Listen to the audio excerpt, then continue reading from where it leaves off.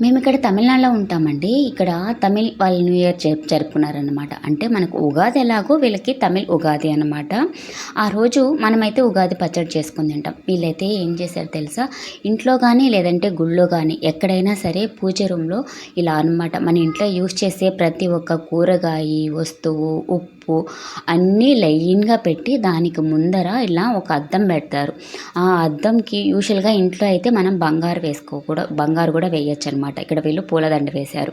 చూడండి అన్ని కూరగాయలు పెట్టారనమాట. తర్వాత పక్కనే వినాయకుడికి అభిషేకం చేశారు. విభూది అభిషేకం. అలా పెట్టడం వల్ల వాళ్ళ నమ్మకం ఏంటంటే పొద్దున్నే లేసి ఉగాది రోజు అంటే నైట్‌కే పెట్టేస్తారనమాట. ఉగాది రోజు పొద్దున్నే అలా చూడడం వల్ల అద్దంలో చూస్తే అది రెట్టింపుగా కదా, రెండుగా కదా కనిపిస్తుంది. అప్పుడు వాళ్ళకున్న ఐశ్వర్యం అంతా డబల్ అవుతుందన్న నమ్మకం అనమాట. ఆచారాలు ఏవైనా పాటించే వాళ్ళైతే ఉన్నారండి. ఇంకా అలాంటివి మనం కూడా మన పిల్లల కోసమైనా, మన కోసం కాకపోయినా రేపు తరాలకి మనం కొన్ని వారసత్వంగా ఇచ్చే వాటిల్లో మన ఆచారాలు కూడా ఒకటనమాట.